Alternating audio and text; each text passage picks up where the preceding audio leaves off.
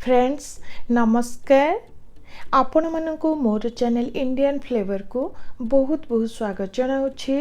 Friends आज मु आनी आम समस्तर प्रिय बालुसा मिठार रेसिपी सठिक भाग मापरे प्रस्तुत करंतु अति स्वादिया बालुसा आमर प्रस्तुत होइजिवो।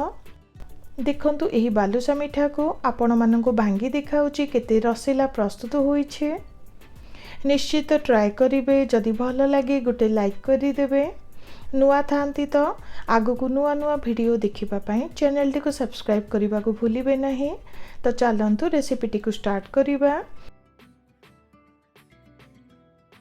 फ्रेंड्स एठी मो गोटे कप प्राय 300 ग्राम हेबो मैदा को नै छे। एठी आपण माने अट्टा को मध्य नै परिबे। मिठारे लुण थिले तार टेस्ट आउ टिके बढ़ी जाए। एठी मु अल्प टिके लुण ता सहित अल्प टिके खाइबा सोडा को देउछे।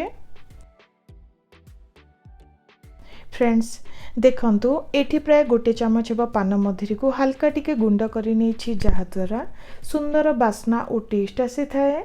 एबे भल भाबरे मिसाई नबा। सुंदर खास्ता आसीबा पई एठी 3 रु 4 चमच हेबा घियो को देई दबा।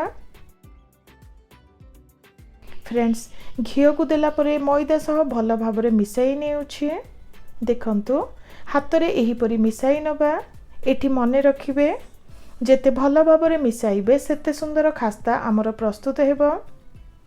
किछि समय परे देखंतु घियो मैदा सह भल भाबरे मिसी गलानी। मिठाटी भितरु टिके नरम और सुआदिया प्रस्तुत हेबा पई एठी मु 2 रु 3 चमच हेबा दही को देउछे। दही को देबा द्वारा डोटी टिके नरम प्रस्तुत होई थाए। फ्रेंड्स एबे दरकार हिसाब रे अल्प टिके पानी को देई चकटी नबा।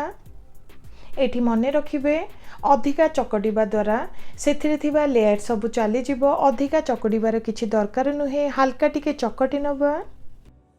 फ्रेंड्स देखंतु हल्का टिके चकटी नै छी, एही परी ही रहिबा दरकार। फ्रेंड्स एबे कवर करी नै प्राय गोटे घंटा पे रेस्ट रे रखि नबा। ए भितरे चलंतु चीनी सिरा प्रस्तुत करिबा। एठी मु नेउछि गोटे कप हेबो चीनी। सेम मापरे गोटे कप मैदा पे गोटे कप हेबो चीनी को नेइछि। ता सहित देई दबा आधे कप हेबो पानी।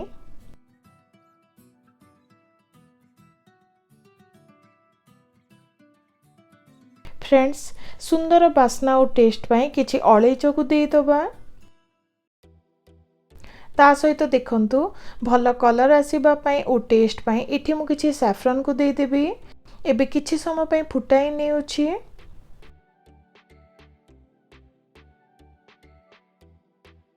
किछि समय परे देखंतु फुटीबा को स्टार्ट कलानी। चीनी सिराटी क्रिस्टल न हेबा पई अल्प टिके लेंबुर रस को देई दबा। फ्रेंड्स किछि समय परे देखंतु चेक करूछि गोटे तार आसी गलानी। चीनी सिराटी रेडी हे गला।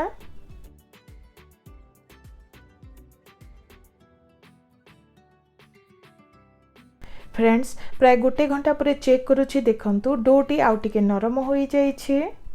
एबे दरकार हिसाब रे आपण मानको जेते बड़ साइज रो मिठा दरकार सेही क्वांटिटी रे डो को नबा।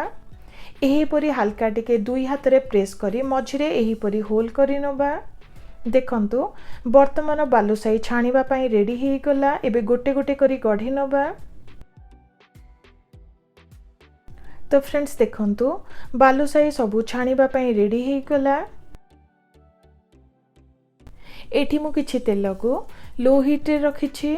तेल गरम थाए तो बालुसाई सबु पोड़ी जिवो, भितरे कंचा रही जिवो। एबे गोटे गोटे करी देई दबा। फ्रेंड्स तेल को लो हीट रे रखिबा द्वारा बालुसाई सबु धीरे धीरे भाजिबो और भल भाबरे भाजी परिबो। किछि समय परे देखंतु मिठा सबु तेल रे भासीबा को स्टार्ट करलानी। लो हीट रे एही परी भाजी नबा। फ्रेंड्स देखंतु मिठा को एही परी ओलोटाई नबा, जहा द्वारा उभय साइड भल भाबरे भाजी परिबो। फ्रेंड्स किछि समय परे देखंतु बालुसाई सबुर रंग चेंज हे आसिलानी। टिके क्रिस्पी लागुछि, आउ टिके क्रिस्पी हिला जाय छाणी नबा। तो देखंतु वर्तमान आमर बालुसाई सब क्रिस्पी हे गलानी। अधिका छाणीबार किछि दरकार नुहे। एबे गरम गरम चीनी सिरा रे देई दबा।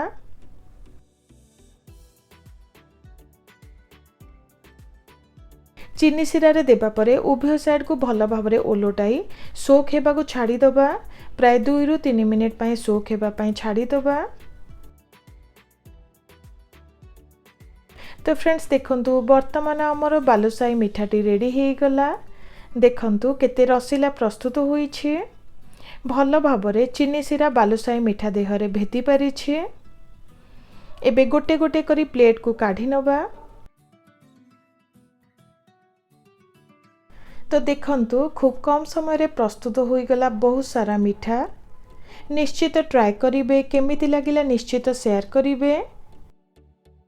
फ्रेंड्स आशा करुछि आजिर ही रेसिपीटी आपण मानको पसंद आसीथिबो। रहुछि नमस्कार।